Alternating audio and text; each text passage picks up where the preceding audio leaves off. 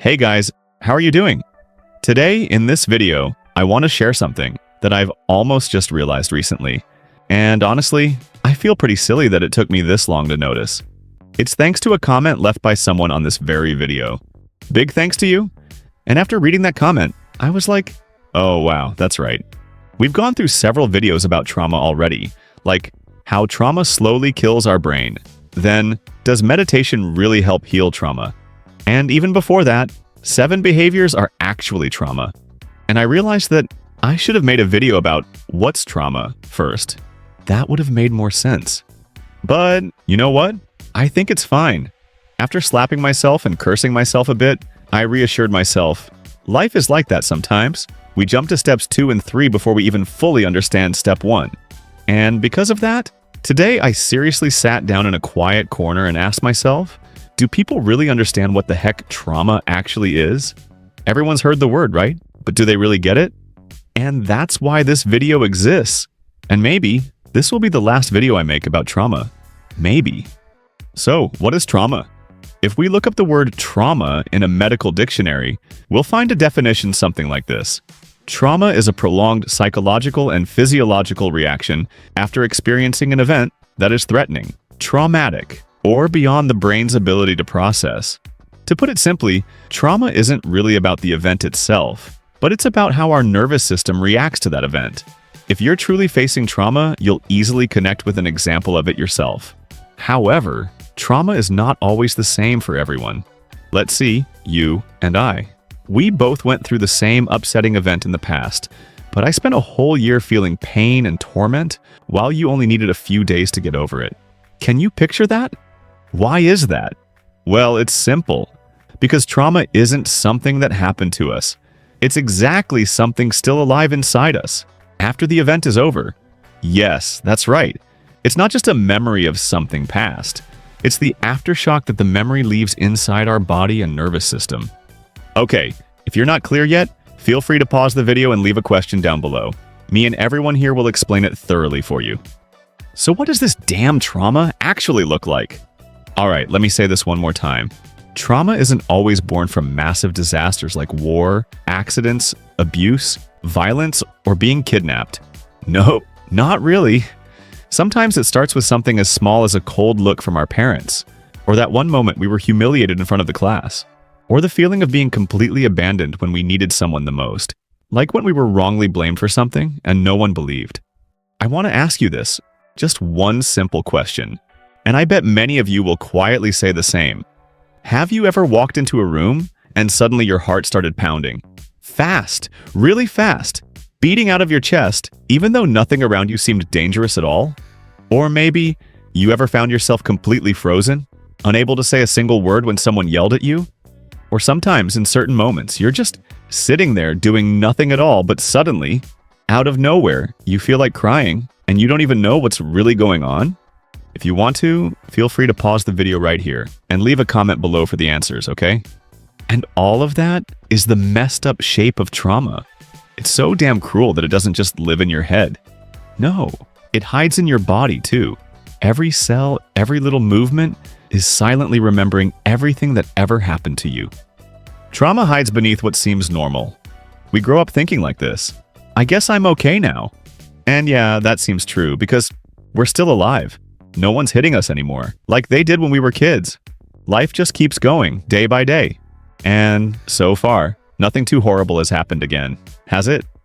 But why the hell does it feel so awful, so lonely, so anxious, just because someone forgot to reply to our message? Why is it that every time we get rejected, in any way, for any reason, our heart instantly collapses, as if we've been thrown right back to being 10 years old again? Because like I said, trauma doesn't always have to come from one big shocking event.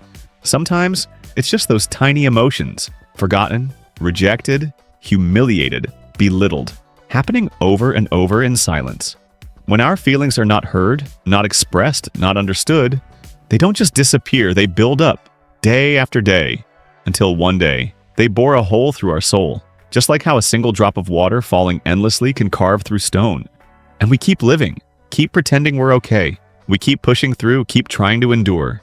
But deep inside, there's a child screaming, I need a hug too. I want to be seen too. I want to feel safe, please. Trauma isn't just pain. It holds us back from living fully. Whether we accept it or not, we have to admit this truth. Trauma doesn't just hurt us on the surface. In some way, it quietly and automatically shrinks the world we live in. A world that becomes smaller, more painful, and more negative. To the point where we don't even dare to love, because to love means to get hurt. We don't even dare to say no. There are so many people out there telling us to learn to say no. And if we can't, they immediately judge us and look down on us. Because they don't understand. Because they've never experienced the feeling of being left behind like we have. We don't even dare to dream.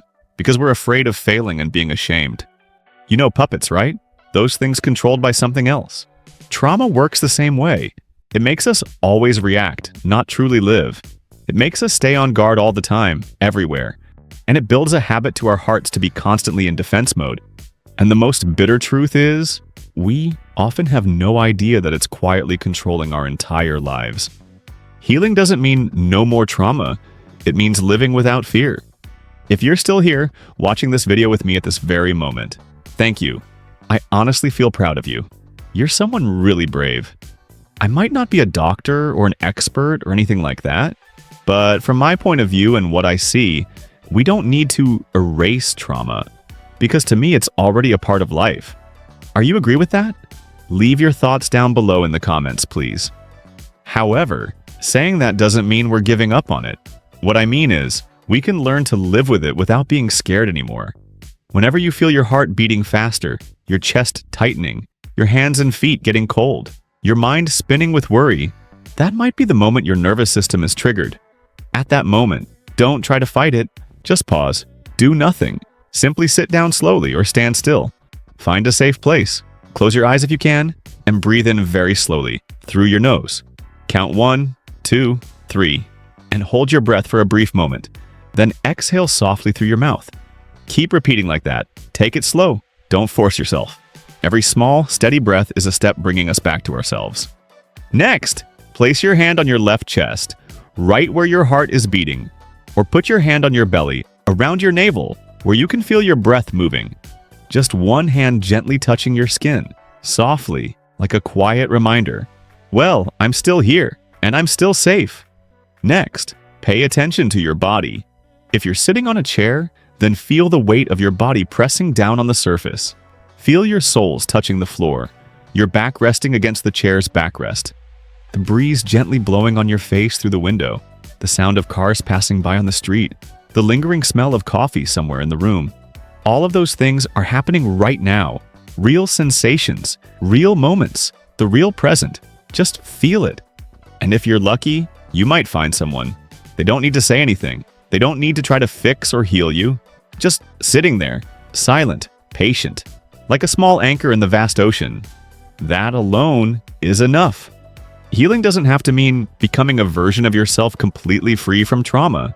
Rather, it's about becoming the person who knows how to hold their trauma gently and still keep moving forward without stepping backward, with tender eyes, with patience, with unconditional love for ourselves, just like that. Okay, if this is the last video we talk about trauma, then maybe it's the most important one. Because before we can heal trauma, we need to know, what is it really, right? From the bottom of my heart, I want to say thank you guys. Thank you for walking this journey all the way to the end with me. From now on, maybe we won't talk about trauma much anymore, but that doesn't mean the healing journey is over. Always remember this, it's only just beginning, and we are always here together.